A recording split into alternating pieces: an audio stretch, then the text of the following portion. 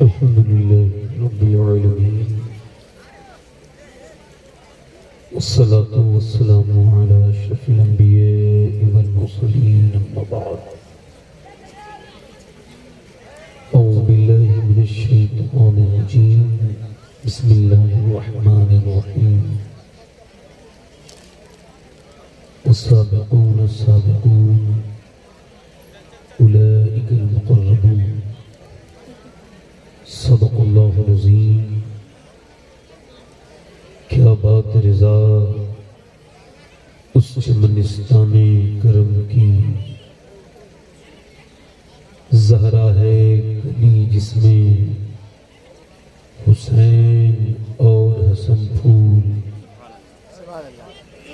तेरी सरकार में लाता है रज़ा उसको शफी, तेरी सरकार में लाता है रज़ा उसको शफी, जो मेरा गौस है और लाडला बेटा तेरा, वो उमर जिसके आदा कशैदा सफर है, उस खुदा दोस्त हजरत पे लाखों सलाम।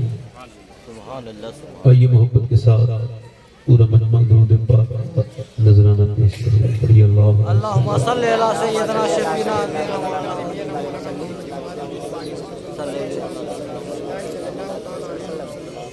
बाद दुरूद लायक ताज़ीम व तकरीम मिंबर शरीफ पर तशरीफ फरमा मेरे इमामे की ज़ीनत और रौनक,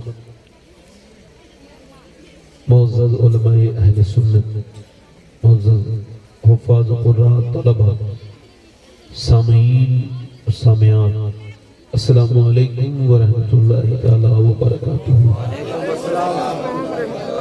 खैरियत से हैं? माशाअल्लाह। अगर आप लोगों को बुरा न लगे तो एक बात कहूँ, ऐसे बुरा लगने की बात नहीं है, ऐसे कह रहा हूँ। अगर जिसकी जैसी ख्वाहिश हो वैसे ही सुने, खड़े होकर सुनना चाहे खड़े होकर सुने, बैठ के सुनना चाहे। अगर हमारे सड़क वाले भाई बच्चे ये जो खड़े हैं, अगर ये इनकी टोपी नहीं है तब भी कोई बात नहीं, अगर अंदर आ जाए तो इनकी बड़ी मेहरबानी होगी। अगर ये जो 10-15 लोग खड़े हैं, अगर बुरा ना माने मेरी बात का, अगर वहीं भी खड़े रहेंगे तो ऐसा नहीं मेरे हुक्म-उदूली आप करेंगे। हाकिमों की हुक्म-उदूली होती है, खादिमों की हुक्म-उदूली नहीं होती। तो ये 4-5 जो लड़के खड़े रह गए, इनसे गुजारिश करता हूँ कि आप में से जिन लोगों को मरना हो मेरी तकरीर पूरी सुन के जाएं, जिन्हें मौत के बारे में थोड़ी फिक्र हो, समझते हो कि मरना है तो बैठे आराम से, उनके लिए मेरी तकरीर है। और जो मौत के बारे में नहीं सोचते हैं उन्हें मेरी तकरीर से कोई फर्क नहीं पड़ने वाला। हाँ, अगर ये नियत कर लें कि आज से सोचेंगे तो फिर तकरीर से भी फर्क पड़ेगा। वो जो दूर बैठे हैं उधर 10-15 लोग, उनसे गुजारिश है कि इधर नजदीक आकर बैठ जाए। उधर कोने में जो लोग बैठे हैं बिल्कुल आखिर में, मेहरबानी करें भाई, थोड़ा सा बुरा ना माने, आ जाए, मेहरबानी करें थोड़ा सा। माशाल्लाह सारे लोग आ गए हैं। और अच्छा, आप में से कुछ लोग ऐसे भी हैं जो बीच में से उठने का शौक रखते हैं, तो आप इस शौक का भी इस्तेमाल कर लीजिए। इधर आ जाएं, आगे आए, मेहरबानी करें, आप आगे आए, आगे बढ़ना सीखें, बस बैठे आराम से। देखें, ये एक बात याद रखें, हुजूर की महफिल में सब नहीं आते, वही आते हैं जिन्हें हुजूर बुलाते हैं। और आपको हुजूर ने चुन चुन के बुलाया है, और जब हुजूर चुन चुन के बुलाते हैं तो फिर खाली हाथ नहीं भेजते, फिर भेजते हैं तो फिर झोलियां भी भर भर के। कितने लोग आए अपने घर से बाजारों में घूम रहे होंगे। मैं किसी को क्यों कहूं, हो सकता है कि मैं यहाँ तकरीर कर रहा हूँ और मेरे यहाँ के बाजार में मेरे नाम का कफन आ गया हो सकता है कि आज के बाद मैं यहाँ से जाऊं और कोई हादसा हो जाए तो फिर मैं कब्र में चला जाऊं। मोमिन कल के बारे में नहीं सोचता है, मोमिन आज के बारे में सोचता है। हुजूर ने फरमाया हर नमाज को आखिरी समझ के पढ़ो। इसका मतलब बिल्कुल साफ साफ है कि मौत को बिल्कुल करीब जाओ। जब आप हर नमाज को आखिरी समझ के पढ़ेंगे, यकीन जाने जब ये कहेंगे कि मेरे मालिक, हो सकता है कि ये असर की नमाज है, कितने लोग थे जिन्होंने असर पढ़ी मगर मगरिब नहीं मिली, मेरे मालिक मैं जमाने का बदकार गुनहगार इंसान हूँ, क्या पता इस असर और मगरिब के दरमियान मेरा इंतकाल हो जाए, हो सकता है मालिक मैं मर जाऊं, तो मेरे रब मेरी इस नमाज को कबूल फरमा ले। मैं यकीन के साथ कह रहा हूं, फिर वो नमाज नमाज नहीं रहेगी, वो मोमिन की मेराज वाली नमाज बन जाएगी। वरना मेरे शेख मुहियुद्दीन अब्दुल कादिर जीलानी गौसुल आजम फरमाते हैं, जिसके दिल में ये ख्याल न रहे फिर उसकी नमाज नमाज नहीं होती, वो तो मुर्गे की तरह ठोंगे मारता है।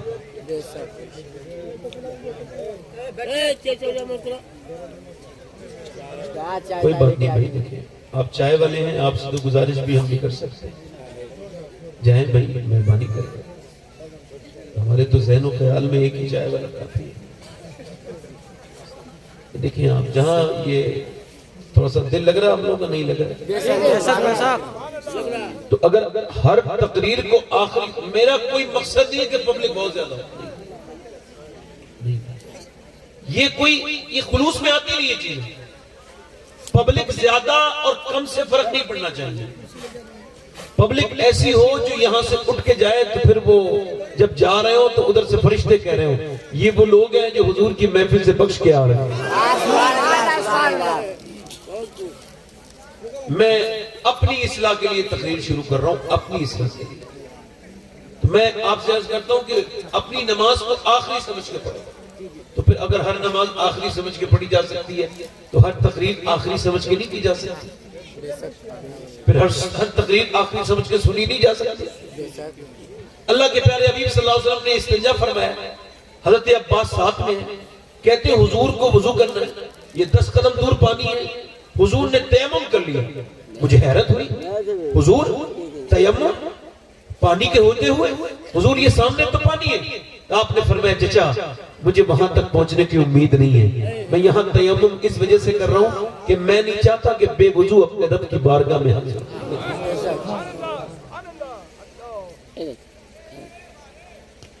जो डरने वाला होता है ना वही नेक होता है, और जो खुद नहीं डरता वो नेकी क्या पहुंचा।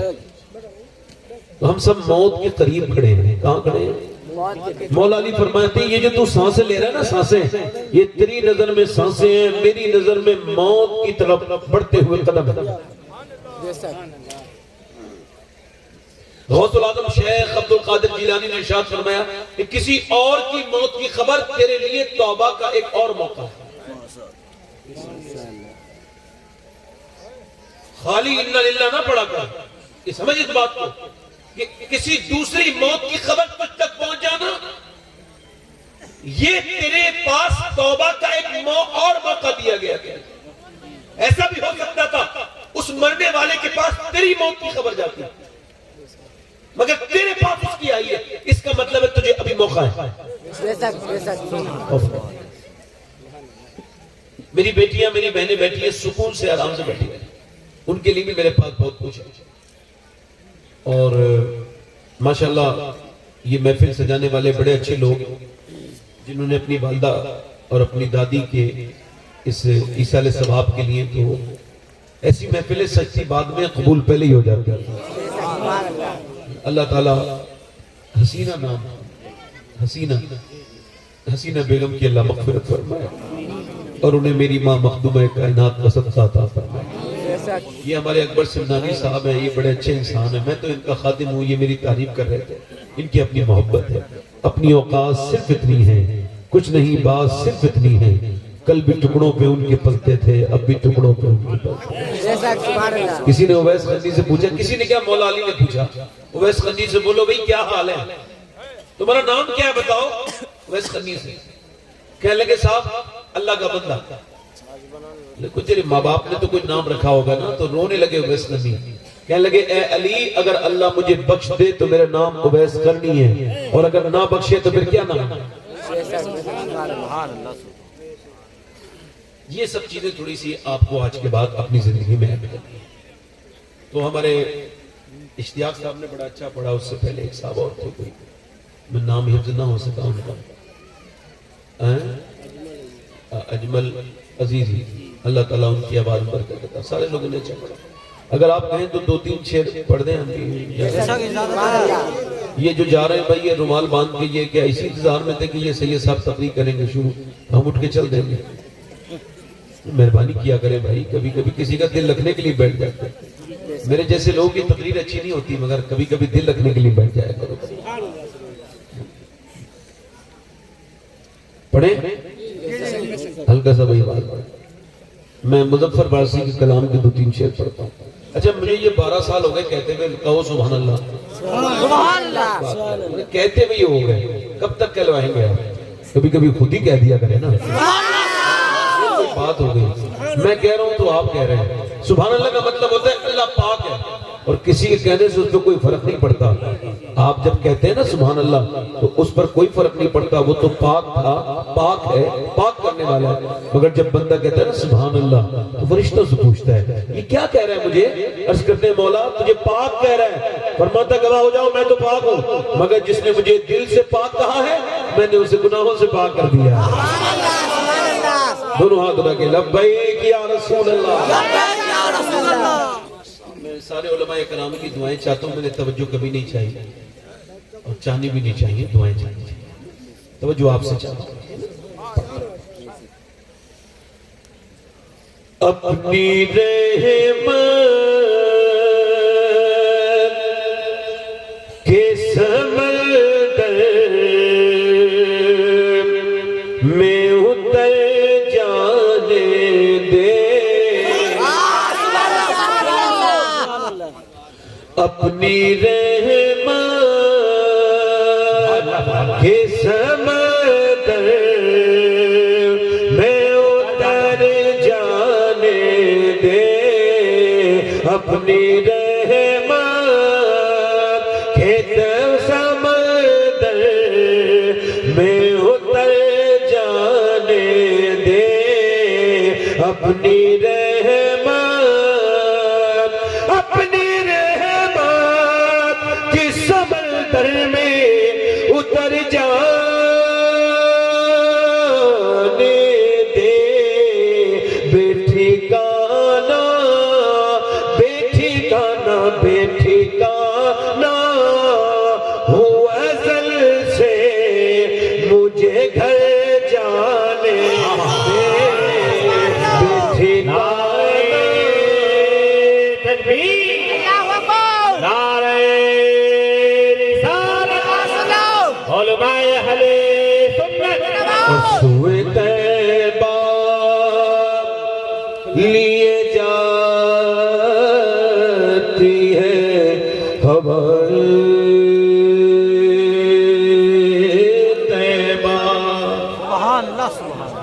सुए तैबा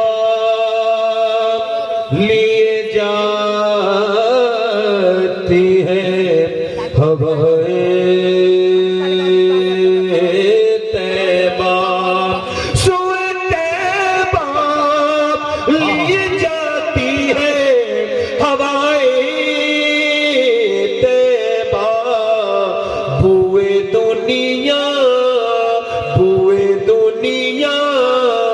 मुझे गुमराह न कर जाने दे। और आखिरी शेर पढ़ता हूँ, हालात के हिसाब से मुझे शेर याद नहीं आते हैं, जितने होते हैं नहीं आते। तीसरा शेर पढ़ देता हूँ, आखिरी शेर। अल्लामा साहब फरमाते हैं अगर वक्त अजल सर तेरी चौकट पे धरा हो, जितनी हो कज़ा एक ही दरे रसूल पर जिस दम गुलाम का सर हो, कज़ा से कह दो कि एक लम्हा भी कज़ा न करे। सुभान अल्लाह। शेर समझते हैं। मौत पर मेरी शहीदों को बिरश का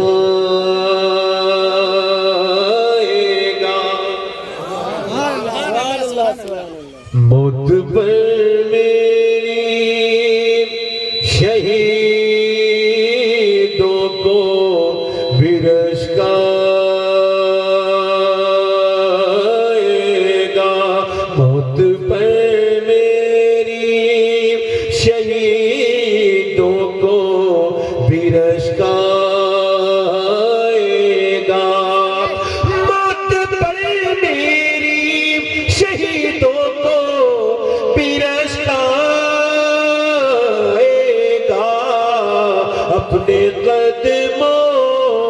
अपने कदमों से लिपट कर मुझे मर जाने दे।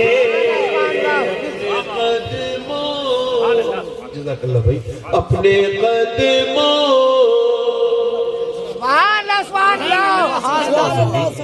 तकरीर शुरू कर रहा हूँ। आपके पास सबसे ज्यादा कीमती चीज क्या है? वक्त। क्या है जो हम एक दूसरे को देते हैं? वो कीमती चीज पैसा नहीं है। पैसा फिर कमाया जा सकता है, जमीन फिर खरीदी जा सकती है।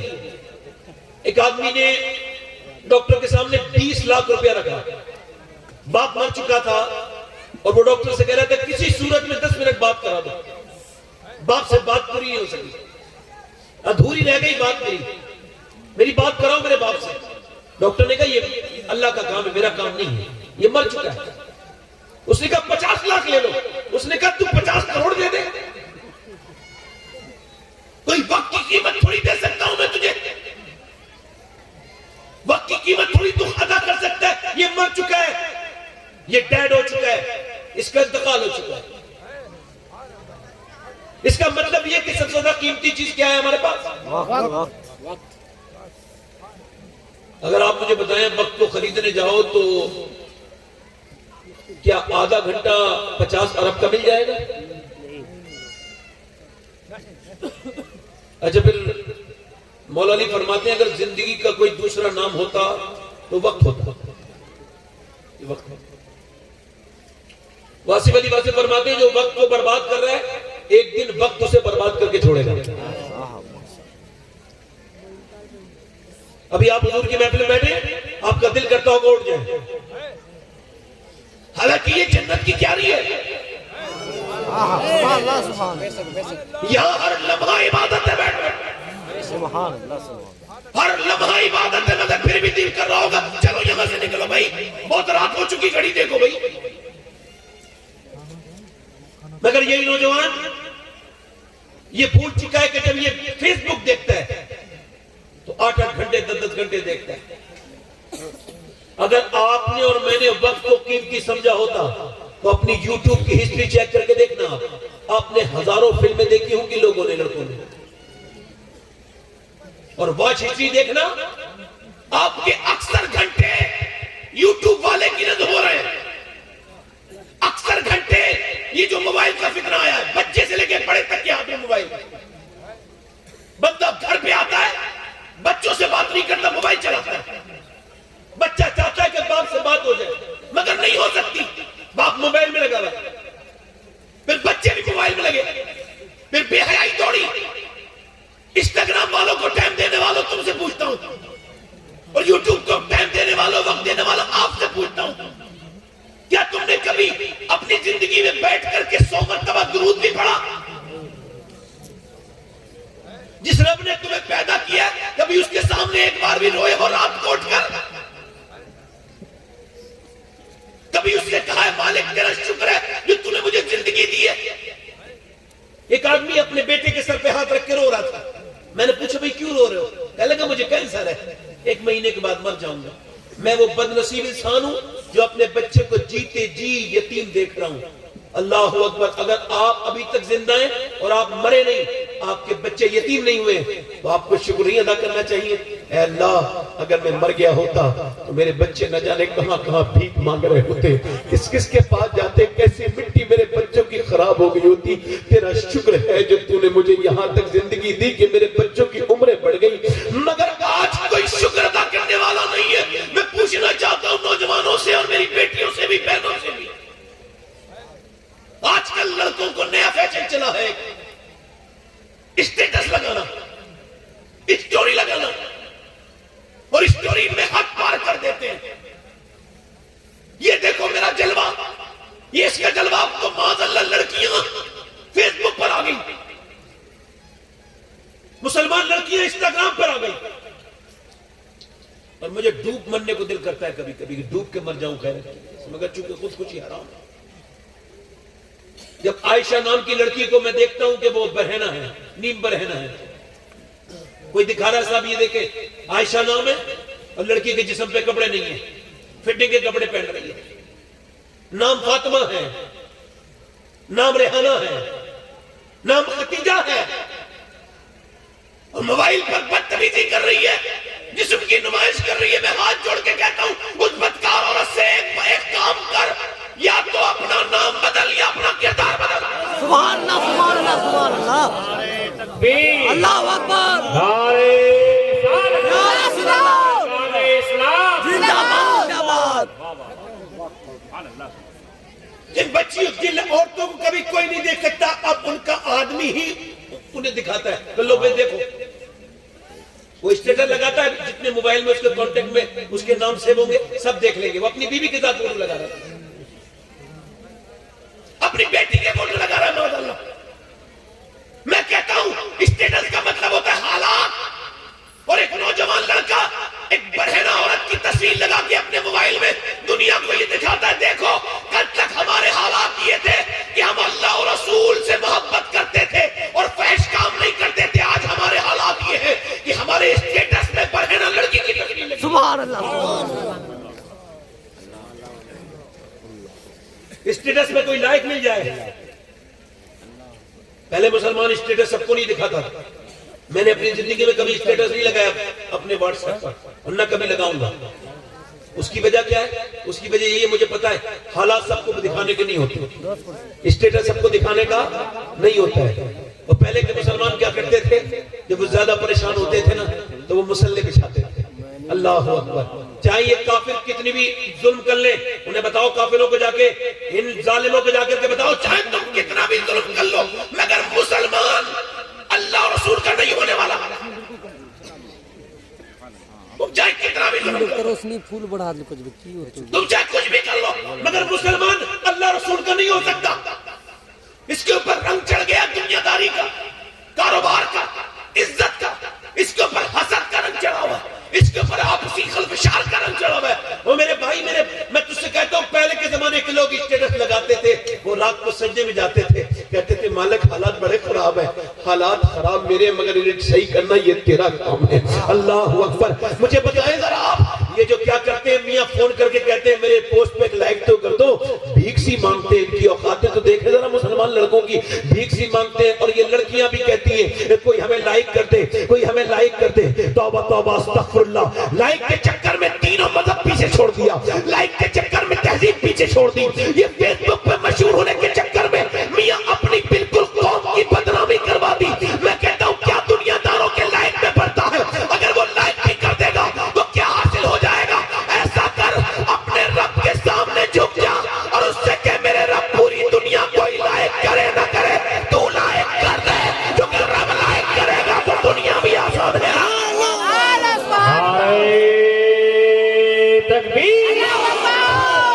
दोनों हाथों को उठाएं, जवाब दे नारे तकबीर, मुसलमानों को इनकी बातें भी याद है, उनकी बातें भी याद है, उसका किस्सा भी पता है, उसका किस्सा भी पता है, सबकी बातें पता है, सबकी बातें। आज इन नेताओं के चक्कर में आगे लगे रहते हैं, फला ये नहीं कर दिया, फला बिहार के मुख्यमंत्री ने ये कर दिया, और वो यूपी का मुख्यमंत्री ये करता है, फला नेता ये करता है। ये नेता है जिनके किरदार पर दाग लगे हुए हैं घोटाले के। ये नेता, इनका नाम अपनी महफिलों में क्यों लेते हो भाई? इनके जिक्र क्यों करते हो? क्या तुम्हारे पास कोई नेता नहीं है?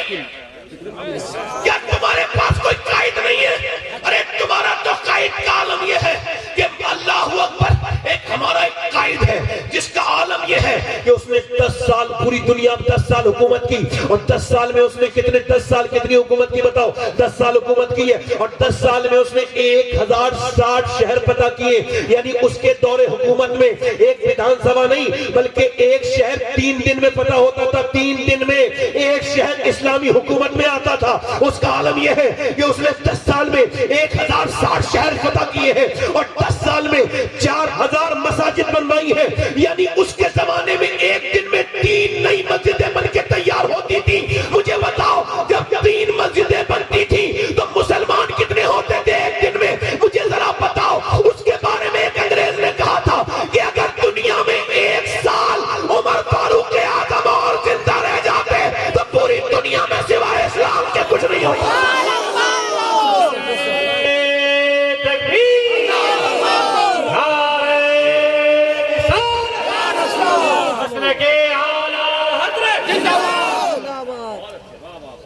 नाम है उसका उमर। बोलो तो सही सुभान अल्लाह, जरा बोलो तो सही सुभान अल्लाह। आधी दुनिया का हाकिम, कितनी दुनिया का। और हजरत इमाम हसन बसरी ने फरमाया, इमाम हसन बसरी कौन है? जो मौला अली के खलीफा हैं। वो कहते हैं हर महफिल में उमर का जिक्र करो, जिस महफिल में उमर का जिक्र होगा अल्लाह की रहमतें उतरेंगी। और सुनो, अम्मी आयशा फरमाती थी, ये लोगों अपनी महफिलों में उमर का जिक्र किया करो, कि जब उमर का जिक्र होगा तो इंसाफ का जिक्र होगा, और जब इंसाफ का जिक्र होगा तो परवरदिगार का जिक्र होगा। उमर कौन है मियां? आधी दुनिया का बादशाह, कपड़ों पे 14 पैमद लगे हुए। इनकी क्या कहानियां सुनते हो भाई? हमारे पास क्या नहीं है ऐसे लोग? हमारी कौम में वो लोग नहीं है। अरे सुनो, उमर की शान तो यह है कि कुछ लोग ऐसे होते हैं जो सदियों में पैदा होते हैं, कुछ ऐसे होते हैं जो मियां, कुछ ऐसे होते हैं 1000 साल में पैदा होते हैं, मगर उमर ऐसा इंसान है जो दुनिया में सिर्फ एक बार पैदा होता है। ऐसे लोग आजकल के जमाने के लोग थोड़ी। उमर कौन है मियां? मैं कह रहा हूं ना, 14 पैमद लगे हुए हैं। और हाकिम कितना बड़ा है? आधी दुनिया का हाकिम, 14 पैमद लगे हुए। तवज्जो चाहता हूं, उधर देखो भाई, इधर 14 पैमद लगे हुए। रात का वक्त है, एक औरत ऊंटनी पे बैठ करके जा रही है। जब वो औरत निकल के जा रही है तो किसी आदमी ने आकर के मदीने के करीब उसकी ऊंटनी का जो है वो उसकी ऊंटनी की नकेल पकड़ ली। वो औरत एकदम बोली, या तो तू खुद उमर है या फिर उमर का इंतकाल हो चुका है। जो एक आदमी की इतनी हिम्मत हो गई कि गैर औरत की ऊंट की नकेल पकड़ रहा है। वो हजरत उमर फारूक आजम खुद थे। जब एक औरत को परेशान देखा तो उसकी ऊंट की नकेल पकड़ ली।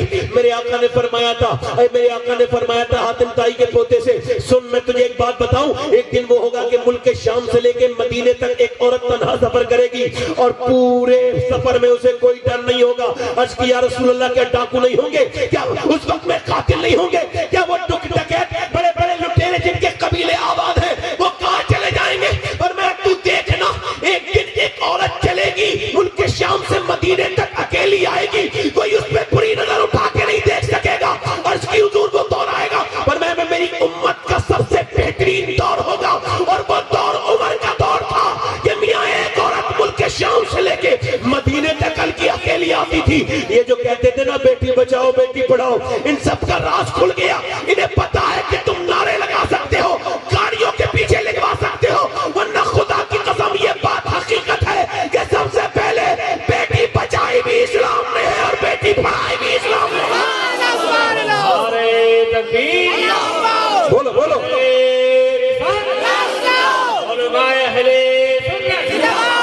दिल लगा के बोलो, दिल लगा के बोलो, दिल लगा के बोलो सुभान अल्लाह। वो उमर जिसके आदा पे शैदा सकर उस खुदा दोस्त हजरत पे लाखों सलाम।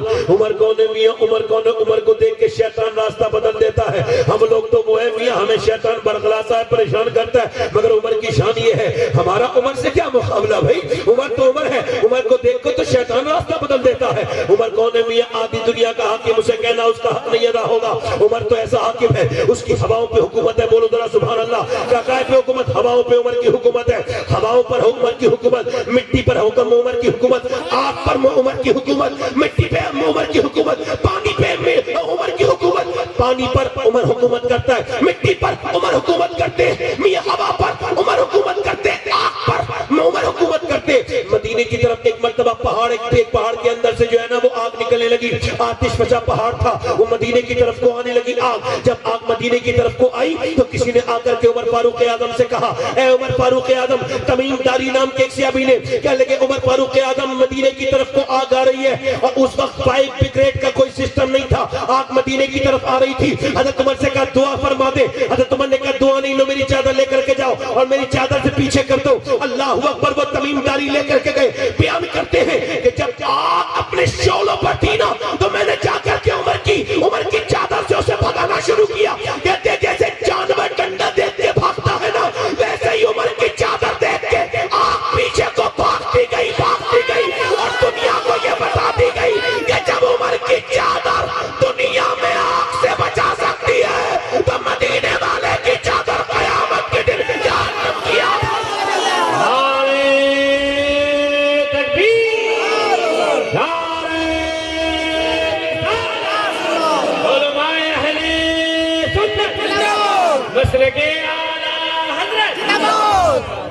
सही, जरा पूरा मजमा बोलो, जरा बोल सुभान अल्लाह। थोड़ी देर बोलो ना सुभान अल्लाह। जरा गौर करें आप, जरा गौर करें। ये उमर है मियां, एक मरतबा मदीने में जलजला आया, मदीने में जलजला, जमीन जो है वो लर्जा परंदाम हो गए, कांपने लगी। जब जमीन कांपी तो हजरत उमर फारूक आजम ने जमीन पर अपना पांव रखा और फरमाया, ऐ जमीन, क्या मैं तेरे ऊपर इंसाफ नहीं करता हूं जो तू कांप रही है?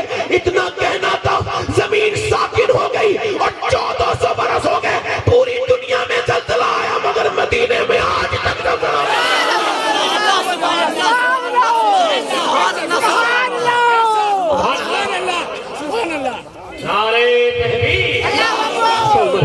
मियां जमीन में उमर की हुकूमत। एक मरतबा जरा देखें आप, हजरत सारिया वो कहां, वो बगदाद के करीब कहीं जो है ना इराक में कहीं जंग लड़ रहे थे। सारिया, हजरत उमर फारूक आजम ने वहीं से पुकारा है, सारिया पहाड़ को मत छोड़ना, सारिया पहाड़ को मत छोड़ना, या सारिया जबल, सारिया पहाड़ को न छोड़ना। सारिया ने, जब ये सारिया की कानों में ये अल्फाज आए और वो जंग तमाम हुई, 3 महीने के बाद आए तो मौला अली ने पूछा, फला दिन फला वक्त क्या तुम्हें उमर की आवाज आई थी? कहा, अगर उमर की आवाज ना आती तो वो हमें हलाक कर देते। पहाड़ के पीछे दुश्मन छुपे बैठे थे। हजरत अली, मौला अली कहने लगे, उमर सिर्फ दुनिया का हाकिम नहीं है, उमर अगर हवाओं से कह दे तो हवाएं उसकी गुलामी।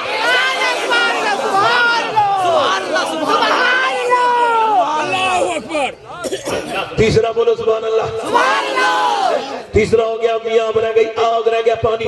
पानी अब देखें, आग पे हुकूमत, हवा पे हुकूमत, मिट्टी पे हुकूमत, अब रह गया पानी। अब पानी पे क्या हुआ, एक मरतबा मिस्र में जो मुसलमानों की जब हुकूमत हुई ना, तो दरिया नील जो है ना वो खामोश हो गया और वो रुक गया, वो जो है वो उसने बहना बंद कर दिया। जब वो बहना बंद खुश होने लगा, लोगों ने कहा जब तक एक औरत को यहाँ पर नहीं डालेंगे ना, हम लड़की को, जब तक उसकी भेंट नहीं चढ़ाएंगे तब तक ये दरिया जारी नहीं होगा। हजरत उमर के पास खत भेजा गया कि हम ऐसा नहीं होने देंगे, मुसलमानों की हुकूमत है, हम ये बातें नहीं मानते हैं। हजरत उमर के पास एक आदमी आया, कहने लगा, हुजूर दरिया रुक गया है, अब क्या करें? कुफार कहते बताएं, वो कहते हैं लड़की जब तक नहीं डालेंगे दरिया जारी नहीं होगा।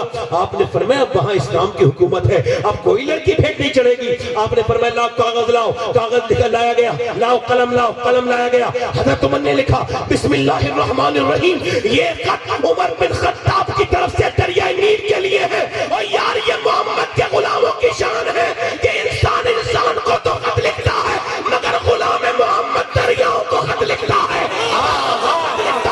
ये शान है खिदमतकारों की, सरकार का आलम क्या।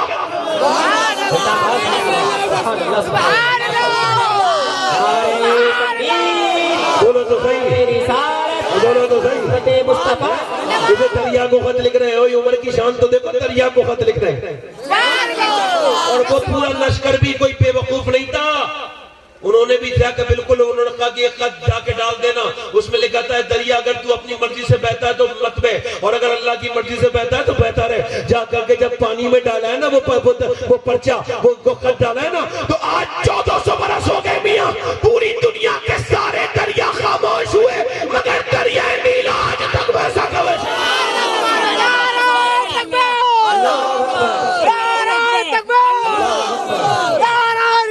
ये बताएं आप, उमर ने आके इस्लाम को इतना आगे क्यों बढ़ाया? वो तो इस्लाम को खत्म करने आ रहे थे, हाथ में तलवार लेकर कह लगे हुजूर को खत्म कर दूंगा। माज़अल्लाह।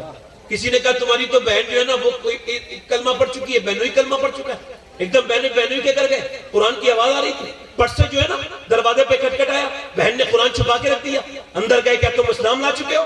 बहनों ने कहा अल्हम्दुलिल्लाह हम मुसलमान हो चुके हैं। इतना मारा, बहनोई को मारते मारते नीचे गिरा दिया। जब बहनोई को इतना मारा तो बहन ने जब देखा ये बहुत ज्यादा मार रहे हैं, आगे बढ़ के बोली, क्या तू उमर में मुझे बेवा करेगा? मैं तेरी सगी बहन नहीं हूँ। फिर अपनी बहन को मारा। और जब मियां औरत कितनी नाजुक होती है, और उमर जैसा शहसवार, उमर जैसा ताकतवर, ऐसे मुंह पे थप्पड़ मारे कि सगी बहन के मुंह से खून निकलने लगा। जब मियां खून निकलने लगा तो उमर ने अपनी बहन का खून देख करके गैरत जाग गई, कहने लगे ये बता इस्लाम छोड़ेगी? कहने लगी उमर तू जिस कत्ताब का बेटा है मैं उस कत्ताब की बेटी हूँ, तूने जिस माँ का दूध पिया है मैंने भी उसी माँ का दूध पिया है, तू चाहे मेरी जान ले ले, मैं जान तो दे सकती हूँ मगर मोहम्मद का दिया हुआ ईमान नहीं दे सकती।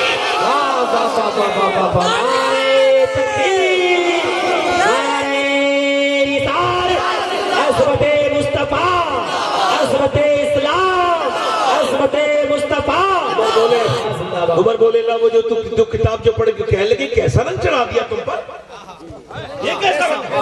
उतरता ही नहीं। कहने लगे जाओ मुझे भी तो वो किताब दिखा। कहने लगे तुझे मैं नहीं दिखाऊंगी, तू तो जो है ना वो अभी नापाक है। कुरान की जो किताब है वो पाक हाथ छोड़ते हैं। तो कहने लगे चल मुझे पाक करवा दे। बहन हाथों पे पानी डालने लगी और हाथों पे पानी डालते डालते दुआ करती थी। ये मोमिन का जो है ना खुला हुआ छुपा हुआ हथियार है दुआ। और डालते डालते कहती थी मालिक हाथ धोना ना मेरा काम है, दिल को धोना तेरा। एक बुजुर्ग ने एक शराबी का मुंह धो दिया, पड़ा था नाली में, शराबी का मुंह धो दिया। अब देखा तो वो सबसे अगली सब में नमाज पढ़ रहा था। मालिक ये तो जमाने का बिगड़ा हुआ लड़का है, ये तो बदकार मारूफ शराबी है, ये कैसे जो है वो ठीक हो गया। अल्लाह अकबर। हाथ में गैब से आवाज आई, ओ बंदे तूने इसका मुंह धुलाया, मैंने इसका दिल धो दिया। मेरी बहन तू ये समझी नहीं कि तेरा कुरान पढ़ना क्यों जरूरी है। उमर की बहन फातिमा बिन्ते खत्ताब कुरान लेकर के आई, देखती नहीं आज पढ़ रही है और तो कुरान। अब तो उन्हें नाटक देखने से फुर्सत मिले तो फिर पढ़े कुरान। फिल्म देखने से फुर्सत मिले तो कुरान पढ़े। समझ है कि नहीं भाई? दिल लग रहा है कि नहीं लग रहा है? देखिए ना बुजुर्ग को निकल जाने दीजिए जल्दी से। कोई बात नहीं, हम जाने दे रहे हैं, कुछ नहीं कह रहे हैं, जाने दे रहे हैं। ताकि हमारा हक है कि हम रोक भी सकते हैं, मगर नहीं। एक बार गौसुल आजम तकरीर कर रहे थे, कौन? शेख अब्दुल कादिर जीलानी। अखबार ख्याल में लिखा है, गौस पाक फरमाते हैं मेरा नाम भी कोई मेरी बगैर मर्जी के ले नहीं सकता। फरमाते कोई ये ना कहे वो मुझसे मोहब्बत करता है। वो कौन होता है मोहब्बत करने वाला? पहले मैं करता हूँ, वो तो बाद में करता है। तो एक चील जो है ना, चील आई, उसने परेशान करना शुरू कर दिया, आवाज करना शुरू की, ऑडियंस को थोड़ा डिस्टर्ब हुआ। गौसुल आजम ने चील को देखा, पट से नीचे गिर गई, 2 टुकड़े हो गए। फिर आपने उस चील को उठाया, फिर मैं उठ और सुन मेरा नाम अब्दुल कादिर है। आज के बाद मैं तकरीर करूं ना तो इधर को गुजरे तो आवाज मत करना, इस बार जिंदा कर रहा हूं, अगली बार जिंदा नहीं करूंगा। मेरा इमाम कहता है तेरी चिड़िया है तेरा दाना पानी, तेरा मेला तेरी महफिल है यार। बात की है अल्हम्दुलिल्लाह। तो जो है कि नहीं, मैं ये कह रहा था मेरी बहन तूने समझा नहीं कि तेरा कुरान पढ़ना क्यों जरूरी है। आजकल कहां पढ़ती है लड़कियां कुरान? अभी एक लड़की ने वो नारा लगाया था, बड़े मुसलमान अप्रिशिएट कर रहे थे, ओ भाई बहुत अच्छा, वो अपना पैसा कमा रहे थे, यूट्यूबर और ये सब पैसा कमा रहे थे। यार किसी तरह से पैसा कमे, ऐसे डालो, गरम गरम मुद्दा है ना। हमसे भी कोई लोग फोन करते हैं, हजरत जरा वो तकरीर कर दीजिएगा। मैंने कहा मुझे बेवकूफ समझते हो? हम लोग मजे ले रहे थे और उन्हें गैर मुस्लिमों को क्या पता कि हम भी मजे ले रहे हैं। उसे तो हम तारीफ कर रहे हैं, अपने घर की बच्ची को तो नहीं पर्दा कर पा रहे हम। अरे वो कॉलेजों में पर्दे के साथ लड़ गई और हमारी बहन बेटियां तो शादी में बेपर्दा है।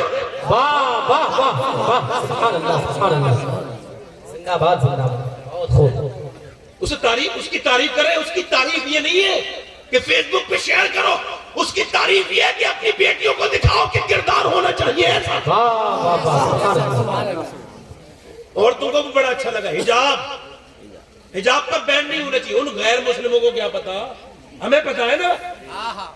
हमें पता है कि घर के घर उजड़ गए, हमें पता है कि शर्म नाम की कोई चीज नहीं है इल्ला माशाअल्लाह।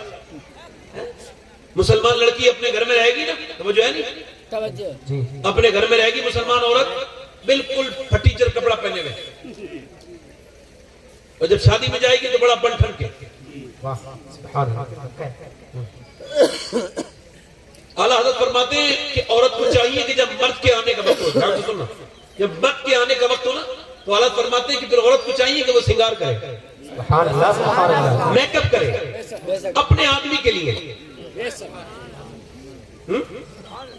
फरमाते जितनी बार आईना देखेगी ना अल्लाह उतनी सबसे का सवाब अता फरमाएगा।